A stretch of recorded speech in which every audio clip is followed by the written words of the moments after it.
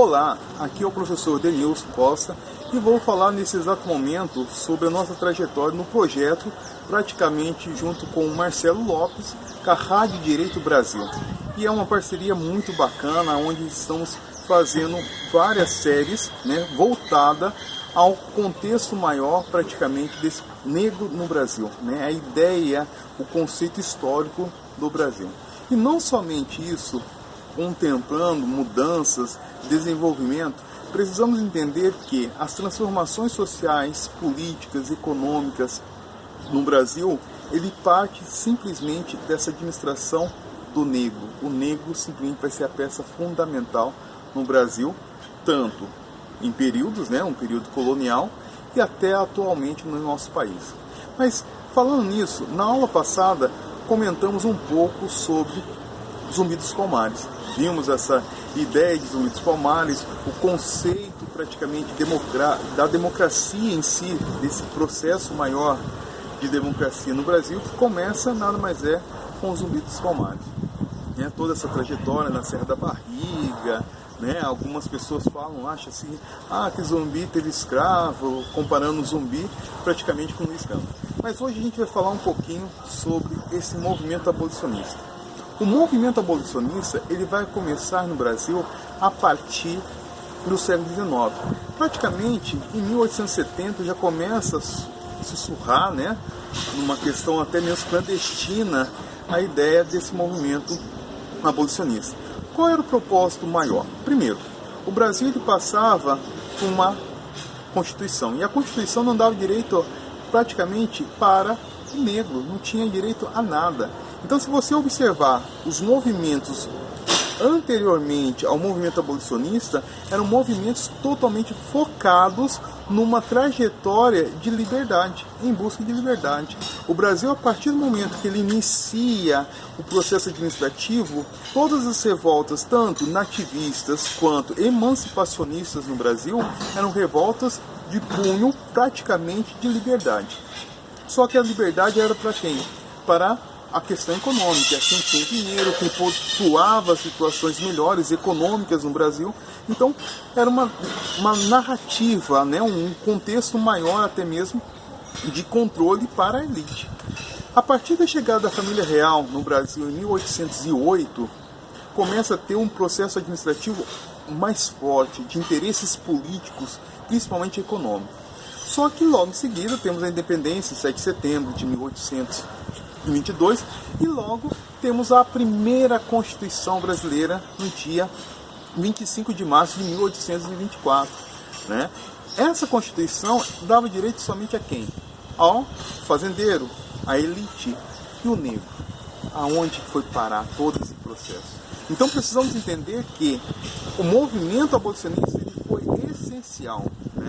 Havia sim uma necessidade que narrava anteriormente uma revolta que acontece no Brasil em 1835. Essa revolta ela vai ser de punho praticamente do povo negro, praticamente conhecida como a revolta dos malês, a revolta de muçulmanos pretos, eram negros muçulmanos. Então essa mudança começava a suscitar, no decorrer no final do século XIX, uma necessidade, precisamos dar liberdade ao negro. Mas esse processo todinho vinha simplesmente somar com a Revolução Industrial. A Revolução Industrial precisava simplesmente do processo do capital, circular a economia no mundo. E o Brasil, sabendo de todo esse contexto, ele vai ser o último país a abolir os escravos.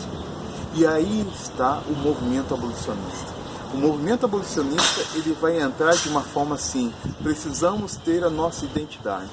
E foi de muita luta, tanto a imprensa nacional, a imprensa do preto, do negro, a ideia da mulher, tem algumas pessoas importantes, personalidades importantes desse movimento abolicionista, como Joaquim Nabuco, Luiz Gama, Chiquinha Gonzaga e muitos outros, que simplesmente centralizava intelectuais negros, com a ideia principal da liberdade.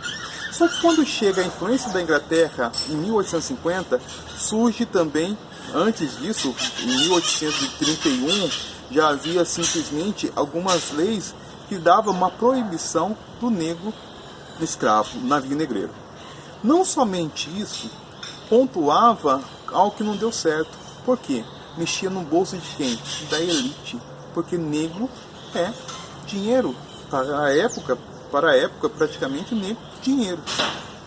A partir de 1850 surge a Lei Eusébio de Queiroz. A Lei Eusébio de Queiroz, ela vai ser mais rígida, vai expulsar os piratas, né? Vai simplesmente abandonar esse contexto, mas vai ter na clandestinidade ainda no Brasil essa questão do tráfico de negreiro, mas não oficializado. Então vai ser proibido. Então vai surgir a Lei Eusébio de Queiroz, em 1850. A partir de 1871, começa a ter outras leis, né? Então eu tenho lá a Lei do Ventre Livre, em 1871. Logo em seguida tem em 1885 a Lei de Sexagenário. Só que preste bem atenção, todas as leis abolicionistas, leis para abolir o negro, eram leis que beneficiavam não o negro, na verdade, beneficiava o fazendeiro. Por quê? Opa, eu estou sendo desfalcado economicamente para um determinado processo, produto. Que produto é esse? O negro. Então eu tenho que ter uma indenização. Então foi uma situação muito triste para a época. Mas para entendermos melhor todo esse contexto, esse processo maior de desenvolvimento de um Brasil praticamente de necessidade, vai acontecer a figura principal do movimento. Esse movimento nada mais é do que o movimento abolicionista. Sabendo de todo esse processo, entendemos que vai ser de grande revelia e uma pressão muito grande para a coroa devido pela situação maior da Inglaterra. A Inglaterra pressionava cada vez mais, até mesmo no contexto econômico. Mas sabendo de todo esse processo, acontece no dia 13 de maio de 1888 a abolição. A abolição da escravidão no Brasil vai ser abolido, né? E para onde vai esse negro? Aí já começa a entender que ele vai ser totalmente abandonado. Ele vai ser jogado às margens da sociedade. Tanto é que é um dos fatores importantes que leva a República no Brasil é um contestamento, né? A insatisfação desse movimento, né? dessa monarquia que dá a abolição ao negro. Então o negro vai ficar totalmente marginalizado. Então logo após todo esse processo entra a República no Brasil. Aí na próxima aula, né, no próximo momento, na próxima conversa, a gente vai falar um pouquinho da eugenia, né, esse negro, o sofrimento, as revoltas praticamente, como Canudos, revolta da Chibata, para mostrar um pouco mais sobre isso. Só que antes de terminarmos, eu vou ler para vocês um trecho da música de Gilberto Gil, que fala simplesmente dessa situação do negro. Será que se encontra atualmente dessa forma? Preste bem atenção. A mão da limpeza. Mesmo depois da abolição da escravidão, negra é a mão de quem faz a limpeza, lavando a roupa encardida, esfregando o chão. Negra é a mão da pureza. Negra é a vida consumida ao pé do fogão. Negra é a mão nos preparos da mesa, limpando as manchas do mundo com água e sabão. Negro é feliz. É muito bom estar com vocês. Até a próxima.